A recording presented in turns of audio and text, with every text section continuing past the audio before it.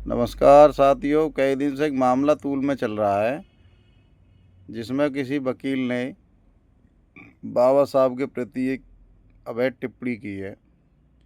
और ये मामला ऐसा छोटा नहीं है कि किसी के संज्ञान में ना हो, लेकिन बड़े अफसोस की बात है कि हमारे केंद्र और राज्य की सरकारें ऐसी हैं कि इतनी अभद्र भाषा बोलने पर भी वो आदमी खुलेआम सरेआम घूम रहा है और सभी को चैलेंज कर रहा है ताकि देश का माहौल ख़राब हो जाए और देश में अराजक तत्वें आकर यहाँ पे जो है हिंसा करें।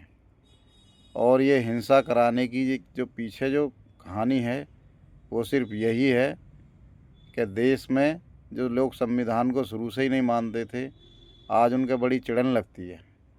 एक दलित ने समाज के व्यक्ति ने संविधान कैसे लिख दिया, कैसे ये संविधान लागू हो गया, आज उन लोगों को बहुत चिढ़न है। लेकिन उन लोगों को शायद ये पता नहीं कि जिस समय तुम्हारे बाप दादा भी ज़िंदा थे उस समय वो कुछ ना उखाड़ पाए और एक अकेले बाबा साहब ने तुम्हारे पूरे सिस्टम को ख़त्म कर दिया एक सेकंड के अंदर। और आज तुमको जो अगर सबसे बड़ी जो चिड़न है ना वो यही है कि ये महिलाएं, बच्चे, दलित समाज के लोग आगे कैसे बढ़ गए, कैसे इन्होंने अपने अपने अधिकार पा लिए। नहीं तो तुम्हारे हिसाब से तो महिलाएं घर में पर्दा प्रथा में रहती, उनका पति मर जाता तो उसके ऊपर जला के मार देते। ये महिलाओं के लिए भी बड़े शर्म की बात है कि कोई ऐसी अवैध टिप्पणी बाबा साहब के लिए कर रहा है और कोई महिला खुल के सामने नहीं आ रही है। जबकि हिंदू कोड बिल के अनुसार अगर महिलाओं का अगर किसी ने सम्मान दिया है और महिलाओं का अगर किसी ने उद्धार किया है तो वो सिर्फ बाबा साहब हैं। आज आपको घर से ला के IAS PCS अधिकारी, IT सेल में अच्छे अच्छे पदों पे, रैंक पे महिलाएं जो हैं सिर्फ संविधान की बदौलत हैं। अगर ये ब्राह्मणवादी लोग चाहते तो आप कभी जीवन में आगे नहीं बढ़ पाते। सबसे ज़्यादा जो उद्धार हुआ है नारी का केवल बाबा साहब की वजह से हुआ है, चाहे वो किसी जाति विशेष की है। और बाबा साहब ने जो संविधान लिखा है वो किसी एक जाति विशेष के लिए नहीं लिखा, वो सभी लोगों के लिए लिखा है, जिसमें समानता का अधिकार दिया गया है, जिसमें किसी झूठ को, पाखंड को प्रायोरिटी नहीं दी गई है। और ये लोग पाखंडवाद से आज तक लोगों को सताते आए हैं, चाहे वो ब्राह्मण हो, चाहे वो ठाकुर हो, चाहे वो दलित हो, चाहे जाट हो, गूजर हो, पंडित हो, कोई भी हो। इन लोगों ने अपने बनाए हुए नियमों से जनता को प्रताड़ित करने का काम किया है और आज तक भी वो काम करते आ रहे हैं। अब इन्हें खतरा ये नहीं है कि हिंदू खतरे में है, हिंदू खतरे में हिंदू नहीं है।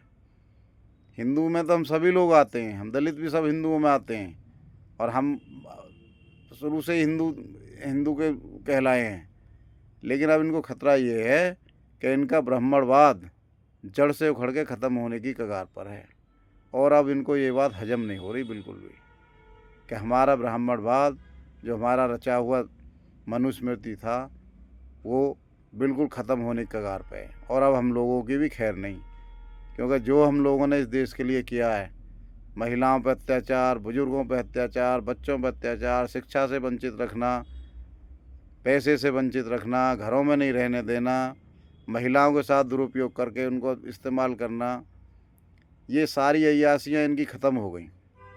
अब ये दोबारा चाहते हैं कि किसी तरीके से हम वही चीज़ें लागू करें जिससे कि ये SC ST OBC माइनॉरिटी के जो लोग हैं ये दोबारा से प्रताड़ित किए जाएं। और वही हाल देश में हो रहा है।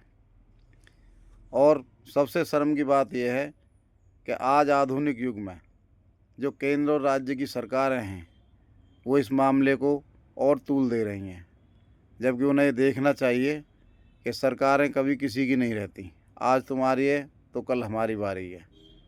इसलिए राजा हमेशा एक नज़र से न्याय करना चाहिए।